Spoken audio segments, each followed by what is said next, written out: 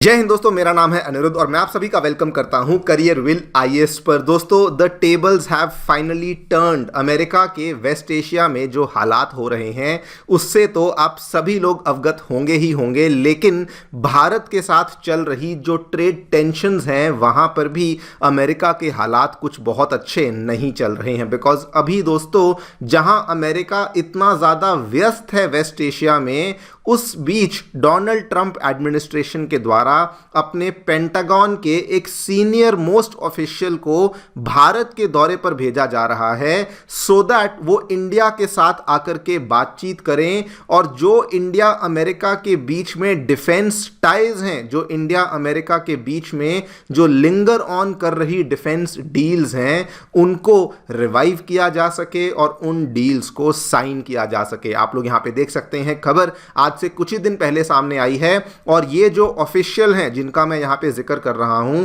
His name is एल्ब्रिज कोल्बी। ये उनकी defence ministry में सेकंड नंबर पे आते हैं, just after the defence minister. मतलब कि अगर मैं इंडिया के कॉन्टेक्स्ट में बात करूं, जैसे हमारे रक्षा मंत्री होते हैं और उसके बाद डिफेंस मिनिस्टर ऑफ स्टेट होते हैं, बिल्कुल वही वाला रैंक यहां पे एल्ब्रिज कोल्बी का हमें देखने को मिलता है। खबर दोस्तों ऑब्वियसली बहुत बड़ी है, बिकॉज आपको यहां से भी आइडिया लगेगा, हमारे one of the senior most journalist Aditya Kaul ji के द्वारा भी इसको शेयर किया गया। एंड इस खबर के बारे में वैसे तो मैं पूरी डिटेल में चर्चा करूंगा, क्या यहां पर ये करने आ रहे हैं, what is the main reason behind this visit, लेकिन मैं केवल और केवल इस विजिट की टाइमिंग से ही बहुत ज्यादा सरप्राइज हूं। सोच के देखिए अमेरिका कितना ज्यादा स्तब्ध होगा। इमेजिन करिए कि इंडिया में कोई ऐसा युद्ध चल रहा है, फॉर एग्जांपल ऑपरेशन सिंदूर चल रहा है, और हमारे जो डिफेंस मिनिस्टर ऑफ स्टेट हैं वो कंट्री से बाहर जा रहे हैं, किसी दूसरी कंट्री को विजिट करने जा रहे हैं, और वो भी कोई डिफेंस डील को साइन करने नहीं, वो उस कंट्री के साथ डिफेंस डील्स को, डिफेंस टाइज को रिवाइव करने की कोशिश में वो किसी दूसरी कंट्री में जा रहे हैं। एग्जैक्टली ऐसा अमेरिका फिलहाल इंडिया के साथ कर रहा है, क्योंकि वो अपने डिफेंस मिनिस्टर ऑफ स्टेट को बेसिकली इंडिया के दौरे पर भेज रहे हैं सो दैट अमेरिका इंडिया के साथ जो F414 इंजन की डील है उसको रिवाइव कर सके, सो दैट जो पोसाइडन 8I एयरक्राफ्ट को लेके डील थी उसको रिवाइव कर सके। इमेजिन करिए, एक प्लेटफॉर्म था डिफेंस की डिस्कशन के लिए जो कि बाइडन एडमिनिस्ट्रेशन के द्वारा शुरू किया गया था, इंडस एक्स प्लेटफॉर्म। उस प्लेटफॉर्म को रिवाइव करने के लिए अब अमेरिका के द्वारा इस पर्टिकुलर ऑफिशियल को भारत भेजा जा रहा है। इसी पूरी चीज़ के बारे में डिस्कशन करेंगे, बात करेंगे क्या दोस्तों यहाँ पे देखने को मिला है, किस एजेंडा के साथ ये भारत में आना चाहते हैं, एंड वाई सडनली अमेरिका के द्वारा इस स्टेप को लिया गया है, एंड इंडिया ने यहाँ पे बदले में बेसिकली किस तरह का हमारा स्टैंड है, हमारी इस नेगोशिएशन में क्या क्या टर्म्स हैं, उसके बारे में चर्चा भी करी जाएगी। आइए शुरू करते हैं मेरे साथ। मेरा नाम है अनिरुद्ध। यदि आप लोग हमें फॉलो करना चाहते हैं तो दिए गए टेलीग्राम चैनल के माध्यम से ऐसा कर सकते हैं। All right, directly coming to the news, क्या देखने मिला है दोस्तों, अमेरिका के एक senior defence policy maker Elbridge Colby, जो कि मैं आपको बता चुका हूं, उनके डिफेंस मिनिस्ट्री में, पेंटागन में he comes just second after the defence minister. इनका नाम है एल्ब्रिज कोल्बी। ये भारत के दौरे पर आने वाले हैं, वो भी इसी महीने के अंदर प्रोबेबली ये आने वाले 1-2 दिन में इंडिया आ जाएंगे। एंड इनका जो मेन ऑब्जेक्टिव है वो ये है कि इंडिया अमेरिका के जो डिफेंस टाइज हैं उसके अंदर हमें मोमेंटम को इंजेक्ट करना है, बिकॉज पिछले बहुत सारे महीनों से बहुत ज़्यादा टेंशन चल रही है। की एजेंडा क्या है वो भी आपको बता देता हूं। इन्होंने दोस्तों बेसिकली 2-3 चीज़ों को लेकर यहां पे बातचीत करने आना है, इतना एटलीस्ट हमें रिपोर्ट्स में मालूम है। हो सकता है किसी और चीज़ को लेकर भी बातचीत हो, लेकिन on the face of it जो रिपोर्ट्स में सामने आया है, एक तो जो GE के साथ हमारी आमका इंजन को लेके, F414 इंजन को लेके जो बातचीत चल रही थी वो वाली डील को लेके बातचीत करना चाहते हैं। दूसरा, इंडियन नेवी की जो अमेरिका की जानी मानी कंपनी बोइंग के साथ पोसाइडन 8I मैरीटाइम एयरक्राफ्ट को प्रोक्योर करने की बातचीत चल रही थी उसके लिए। एंड तीसरा, जो डिफेंस इनोवेशन का प्लेटफॉर्म जो कि बाइडन एडमिनिस्ट्रेशन के द्वारा 2023 में लॉन्च करवाया गया था, इंडस एक्स प्लेटफॉर्म, उसको रिवाइव करने को लेकर ये बातचीत बातचीत करने आ रहे हैं, बिकॉज पिछले साल 1.5 साल से इंडस एक्स की ना तो कोई मीटिंग हुई है, एंड ऑब्वियसली जब मीटिंग नहीं हुई है तो वहां से किसी प्रकार की कोई पॉजिटिव डेवलपमेंट देखने को नहीं मिली है।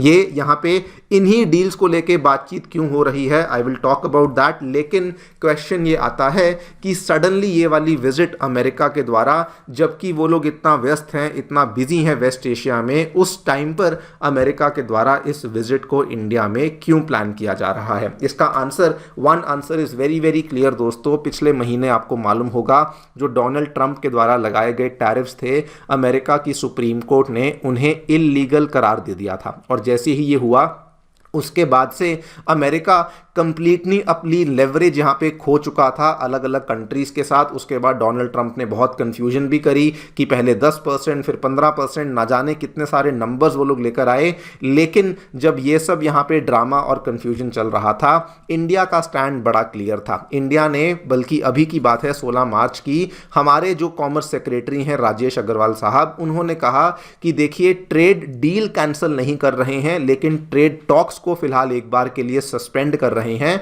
और तब तक ट्रेड टॉक्स के बारे में बातचीत नहीं होगी जब तक अमेरिका का जो नया टैरिफ स्ट्रक्चर है वो वापस से प्लेस में नहीं आ जाता। आप लोग यहां पे देख सकते हैं, इन्होंने क्लियर कट कहा that the pact will only be finalised once Washington restores global tariff rates, because जो यूएस की सुप्रीम कोर्ट की रूलिंग आई है उसके बाद से चीजें बदल चुकी हैं। बल्कि इन्होंने इस पूरी चीज से इंडिया को इतना अनअफेक्टेड बताया कि हमारी अमेरिका के साथ जो बातचीत है वो हम सस्पेंड कर रहे हैं, लेकिन मीनवाइल जो दूसरी कंट्रीज के साथ हमारी एफटीएस को लेके बातचीत है उसको हम लोग यहां पे कंटिन्यू रखेंगे और वहां पे किसी प्रकार की रुकावट नहीं आएगी। पहला कारण तो ये था कि इंडिया ने सडनली जो ट्रेड टॉक्स हैं उन्हें सस्पेंड कर दिया है, इस वजह से अमेरिका के द्वारा ये वाला आउट ऑफ द जो बॉक्स है वो वाले कदम को लिया गया। सेकंड कारण क्या था?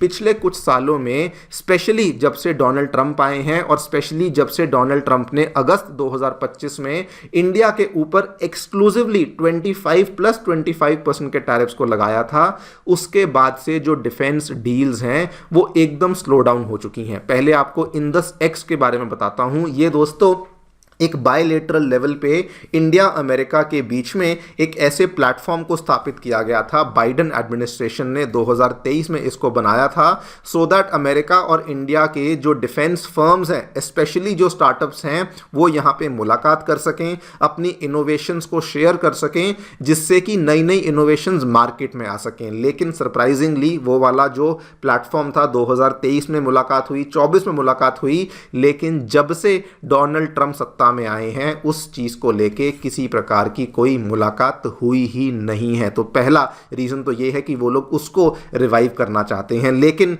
आई थिंक कि ये पर्टिकुलरली एक तरीके से केवल एक दिखावेबाजी है। मेनली दो बड़े रीजंस जिस वजह से डोनाल्ड ट्रंप एडमिनिस्ट्रेशन ने इस इंसान को भारत भेजने का फैसला लिया है, वो दोस्तों द आंसर इज कि एक तो इंडिया के द्वारा जो $1 बिलियन $3 बिलियन की पोसाइडन P8I वाली डील थी इंडियन नेवी के साथ, वो वाली डील को इंडिया ने फ्रीज कर दिया था। आप लोग यहां पे देखिए 8 अगस्त की बात है।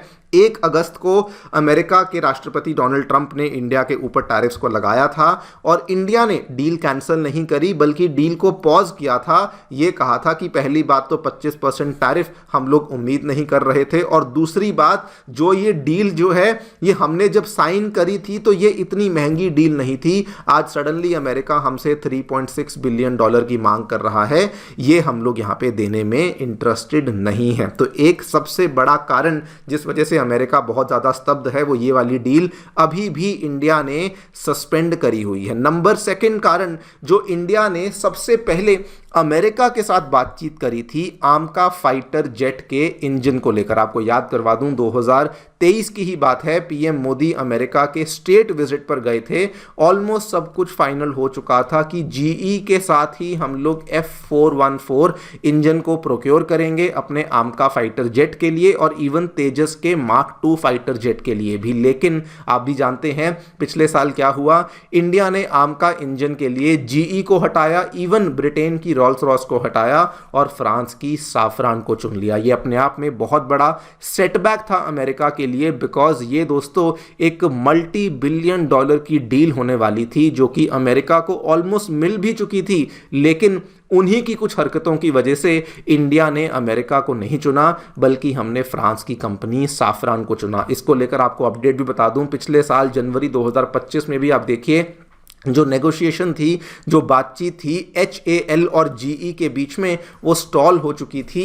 बिकॉज एक छोटी सी आपको हिस्ट्री बताता हूं, जब 2023 में इस पर्टिकुलर डील को साइन किया गया था, अमेरिका ने कहा था हम आपको 80% ट्रांसफर ऑफ टेक्नोलॉजी करने के लिए तैयार हैं। लेकिन दोस्तों कुछ ही महीनों के बाद अमेरिका ने कहा कि अगर 80% ट्रांसफर ऑफ टेक्नोलॉजी चाहिए तो आपको ज़्यादा पैसे देने पड़ेंगे। और जैसे ही ये डेवलपमेंट हुई, HAL ने कहा सॉरी बॉस, हम लोग इस तरीके से बातचीत नहीं करेंगे, बिकॉज आप पहले करी हुई डील से पीछे हट रहे हैं और अब नई शर्तों को लगा रहे हैं। This was the second major reason, और ये सेकंड बड़ा सेटबैक था अमेरिका के लिए।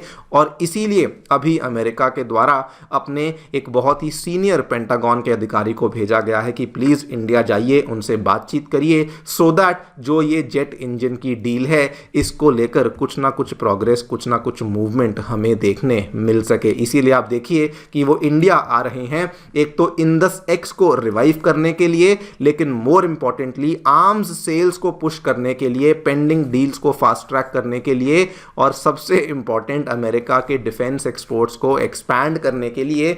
अमेरिका इतनी ज़्यादा टेंशन्स के बीच में अपने इस अधिकारी को भारत में भेज रहा है। लेकिन अभी दोस्तों इंडिया के जो यहाँ पे स्टैंड है वो बहुत ही क्लियर है। सबसे पहले तो इंडिया ने ट्रेड टॉक्स को लेके अपना स्टैंड बिल्कुल क्लियर कट बोल दिया है कि तब तक बातचीत नहीं करेंगे जब तक अमेरिका अपने ट्रेड को लेकर, टैरिफ स्ट्रक्चर को लेकर क्लैरिटी नहीं ले आता, तब तक हम लोग बातचीत करने का कोई सेंस भी नहीं है। आपको याद होगा फरवरी के एंड में इंडिया से जो टीम जाने वाली थी अमेरिका में, हमने अपनी ट्रेड डेलीगेशन की भी जो विजिट थी उसको कैंसिल कर दी थी, बोल दिया था कि we are no longer interested. Number 2, अभी इंडिया डिफेंस को लेकर भी एक बहुत बड़ी लेवरेज होल्ड करता है, बिकॉज अभी ऐसा नहीं कि केवल अमेरिका ही हमें टेक्नोलॉजी देने के लिए तैयार है, कई सारी कंट्रीज हैं जो कि इंडिया के साथ टेक्नोलॉजी शेयर करने के लिए तैयार हैं। और इसीलिए इंडिया भी यहां पे बिल्कुल क्लियर कट है कि डिफेंस डील्स को तभी करेंगे अगर को प्रोडक्शन होगा, केवल बाइंग के मामले में नहीं, मतलब कि मेक इन इंडिया होगा, ट्रांसफर ऑफ टेक्नोलॉजी होगा, एंड सेकेंडली पार्टनरशिप भी होगी तो बराबरी की पार्टनरशिप होगी, नाटो स्टाइल वाली पार्टनरशिप नहीं होगी कि अमेरिका हमें हथियार दे तो देगा लेकिन कल को जो बैक एंड पे कंट्रोल है वो अमेरिका के पास रहेगा। And India is very very clear कि पार्टनरशिप में जो डिसीजन मेकिंग है वो इंडिपेंडेंटली इंडिया के पास होनी चाहिए, तभी जाकर के जो बातचीत है वो आगे बढ़ाई जाएगी। मतलब कि इंडिया के द्वारा भी अपनी शर्तों को अब क्लियर कट रख दिया गया है। देखते हैं आगे चलकर क्या होता है और क्या क्या स्टेप्स अमेरिका लेता है इंडिया के साथ अपनी ट्रेड टेंशन्स को कम करने के लिए। देखना भी काफ़ी इंटरेस्टिंग होगा। आप लोग जो भी सोचते हैं मुझे बताएं कमेंट सेक्शन में। Thank you so much for listening, stay tuned and